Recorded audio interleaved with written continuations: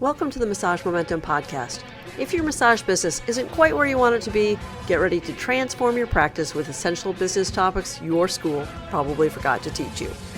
Unleash your potential and create a profitable business with actionable strategies and mindset tips. Amplify your skills, conquer your fears, and discover your hidden potential. I'm Mary Claire Fredette, and let's transform your passion into a money-making business you love. What I'm going to talk about in this podcast episode is the value of using natural products like beeswax, castor oil, and avocado oil in your own facial products, body products, or if you're a massage therapist in your massage practice, because it's good for your client and it's good for your hands or feet if you massage with your feet. So what I did was a bit of an experimentation. I knew kind of what texture I wanted. I kept adding. I didn't have a recipe. I kept adding. So what you're going to see is my process of over the course of a number of weeks, how I added castor oil and avocado oil. At one point in time, I lost my measuring cup, so I kind of guessed. And then I'll give you kind of like what I think the measurements were at the end, but it's totally up to you as to the kind of texture that you want to have for your own product. But let me show you what it looks like. And if you're a visual person like I am, I would recommend that you head on over to YouTube and take a look at how I add everything. And you can also see the result. I check it a couple of times. So you can kind of see the thickness, the tackiness, the waxiness level of everything. But I will try to describe everything to you the best that I can if you are just listening. Okay, so I'm going to tell you about the products that I used to make my concoction. The first thing was local beeswax, which I got from a shop, I don't know, like 15 minutes away from my office. And I think it was only like $8 for 8 ounces, which seems really inexpensive to me. The next thing that I use is this brand of organic castor oil, which I get from Amazon, and I will have a link to this in my bio. I've been using this for years and I really like it. I use it for my skincare. And then the 2 avocado oils that I used, it doesn't really matter the brand, but this is the one. I got it from Aldi because, I don't know, I just saw it there and it seemed like it was good. The one that I normally get is from Costco because this is really inexpensive. This comes in a glass jar. This is in a plastic jar. So if it makes a difference, then get the kind that is in the glass jar because it's probably a little bit better for you. But I like them both. And I used both of these for my little concoction. And I did say also that I would have the link in my bio for the castor oil. Not my bio. I don't even know what I was thinking. It will be in the show notes. Alrighty, so I'm starting off with 8 ounces of local beeswax, and I'm pulling the sticker off there. It's a wonderful natural ingredient that provides immense benefits when combined with other oils. It's a moisture barrier. It helps other moisturizing ingredients penetrate more deeply into the skin. So I plop that in there, turn it on low. I'm going to add in some cold pressed, not organic, but at least it's a good quality avocado oil. And we're starting with that. So I didn't have my measuring cup. So right now I've melted it all and we're checking it out to see what the texture feels like. And if you look at that, if you're on the YouTube video, you can see it's really super waxy. Like it just balls up and it's definitely not going to work for anything. I can't even spread it around. And that's what it looks like when it's dry. Basically like the beeswax just melted and got hardened. So the next day I came in and I brought in an actual measuring cup and I'm going to add in some castor oil, which is really good for your skin. I did a previous podcast episode about castor oil, so I will link to that in the show notes so you can find out more about the castor oil. And basically over the course of a number of days, I keep adding more castor oil and more avocado oil. I had to bring in avocado oil because I was low. So I picked some up at Aldi, which is cold pressed, and it's in a glass bottle and it seemed decent. And actually, all told, over the course of a few days where I was making this, I used almost the entire bottle, which is 17 ounces, so a lot. So let's talk about some of the benefits of the products that I'm using and why it's good for the skin. And you can see, if you're watching the video, that I just keep adding more of all the things and just kind of trying to see what the texture is that I like. All right, so the avocado oil is deeply moisturizing and it nourishes the skin. It contains vitamins A, D, E, and essential fatty acids. It sinks quickly into the skin without feeling greasy, and it has anti-aging properties to help reduce the appearance of wrinkles. It's an anti-inflammatory, so it helps calm conditions like eczema, and it boosts collagen production and helps repair UV damage. Yay! It helps heal scars and reduce blemishes, and antimicrobial properties are good for acne-prone skin. So if you're watching the video, you can see here now that I turned that on. I always cook it on low, and I'm just going to take the extra castor oil and avocado oil and rub it into my hands and my face because it's really good for me. So yay! All right, castor oil is intensely hydrating. It boosts collagen and elastin. It's got a thick consistency and it helps stay in place for deep moisturizing at night, which I love. Oh, I'm testing it here now, and you can see it's still entirely too waxy for me to use, so I'm going to have to add in some more oils in whatever amount seems like a reasonable amount. So I'm adding another quarter cup here, and we're just going to keep going. I recorded a couple of videos that day, so I'm going to plop those in to show you how I was feeling as I was doing it. Here we go. I'm creating some more good quality, good for my skin, massage lubricant, this time with beeswax and oil. And I made it a few years ago, but I did not measure anything. So yesterday I poured in some avocado oil with the beeswax into my handy dandy a little crock pot, and it was way too thick. It was like candle wax on my fingertips. So I did bring in some castor oil and some avocado oil, and I measured it today. Today I added in a cup and a half of avocado oil and a quarter cup of castor oil. But it's still a bit waxy, and I put some on my hands and it feels definitely way too thick, like there's too much of a residue. So I'm going to wait for it to cool completely. Then I'm going to add some more oil tomorrow, heat it up again, and I will let you know how it goes. I'm going to create a podcast episode on this, so you'll see my process of how I make it and the texture that I like it.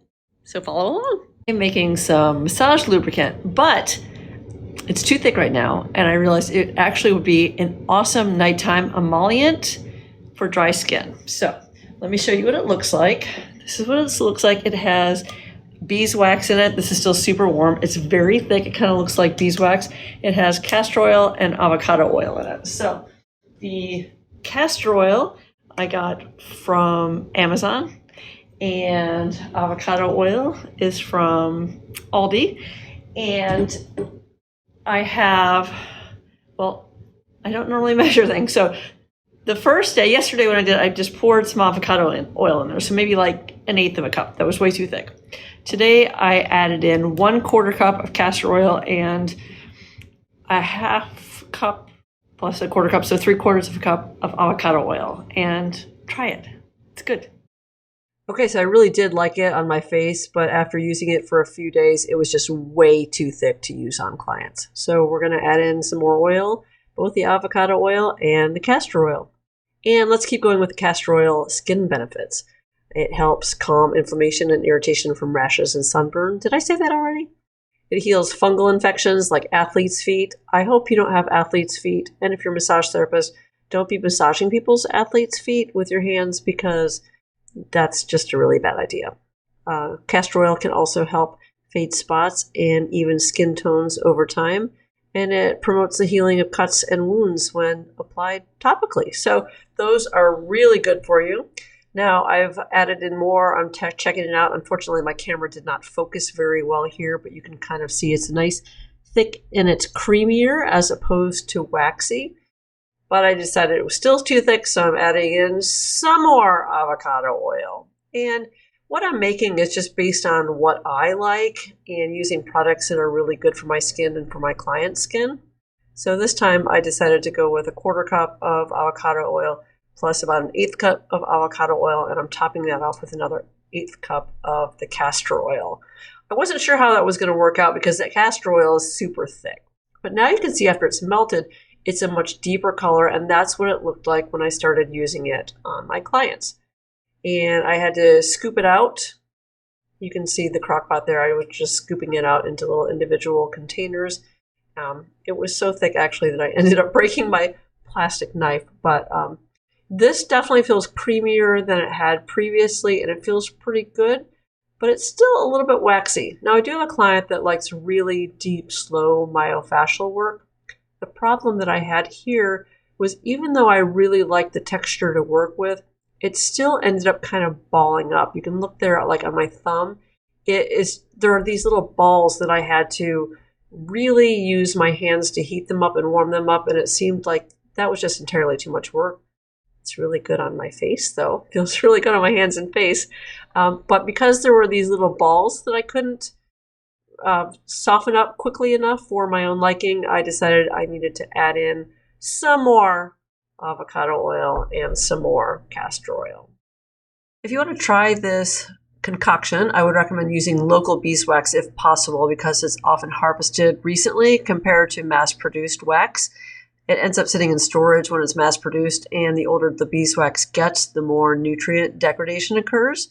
And small-scale producers typically use low-temperature melting techniques, and that helps retain more of the vitamins, enzymes, and beneficial properties. So it's probably been about a month since I've been using the castor oil, the avocado oil, and the beeswax combination. And I wasn't really sure how thick I wanted it to be. And I decided it was a little bit thick for most of my clients because it creates a real big pull. Now, I've been using it on my face at nighttime, and it's a beautiful, perfect emollient. All of the ingredients are so good for my skin, and I love it. But for massage, I wanted it to be a little bit thinner. So this morning I added in more avocado oil and more castor oil. And I did find my measuring cup, so I put in a 1/4 cup of each. And let me show you what I was working with, and also where I am right now. So you can see this right here.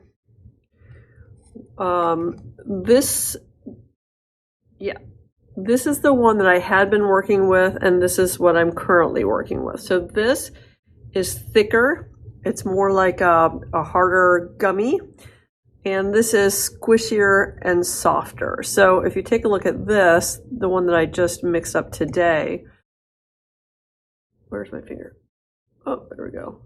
It's really, really smooshy and glides in really well. And it does have a nice stay to it, so it feels like just a super thick night cream. I'll switch hands since this one's a little bit greasy right now. So here's the one that I was using. This is much thicker.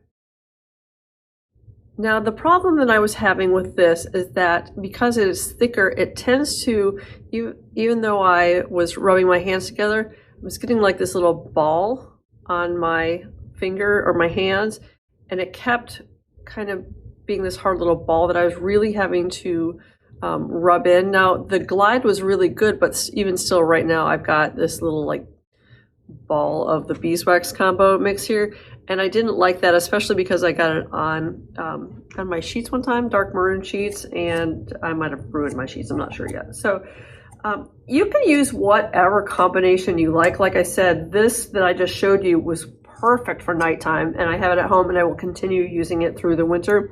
Really great for dry heels or dry elbows, but for a massage product, I just wanted a little bit more oil in it. So I added the 1/4 cup of castor oil and 1/4 cup of avocado oil, and it still smells really good. It smells really natural. You could add in essential oils if you wanted to, but yep, I think this is where I am staying for now. Now remember, I didn't measure everything because I lost my measuring cup there for a minute, and I didn't have one when I first started. So I used, from what I can tell, about 8 ounces of beeswax, just under 3 cups of avocado oil, and just under 1 cup of castor oil. And I might add in some vitamin E also, because I have a lot of it at home and I love the smell of it. So I started my experiment on December 5th, and today is January 26th. And so over the course of 3 days, I added more oil because it was definitely way too waxy in the beginning for really anything. And I found that when I was using it thicker for a while, I did like the grip on a couple of my clients that really like deep myofascial work. But I found that the concoction ended up having like this balling almost on it. And it was really, I had to really rub it in, spend a lot of time rubbing it in, and I didn't like that. So that's when I added in some more oil. I will say the thicker stuff is great for dry skin, whether you want it on your face in the wintertime or as a nighttime cream, or using on your hands, your elbows, your heels in the wintertime to help keep it soft. It's really, really ideal for that, I think. But as far as the massage product goes, whatever consistency you like, everybody's different. I like it a little bit thinner. It's still pretty solid. It's definitely solid at room temperature. And so just experiment and see what you like. So again, that was castor oil, local beeswax, avocado oil, cold press. Try a combination of those in your little slow cooker and let me know how it goes. Again, links for some of that stuff is in my show notes. And let me know what else you want me to experiment with. See you soon. Thanks for joining us today. Be sure to hit that subscribe button and turn on notifications so you never miss an episode. Leaving a review helps other massage therapists find the podcast too. I'd love to hear from you. Leave a comment and let me know what topics you'd like for me to cover in future episodes. Your feedback is as valuable to me as massage is to your clients. Take care, stay inspired, and keep embracing your massage momentum. We will catch you in the next episode.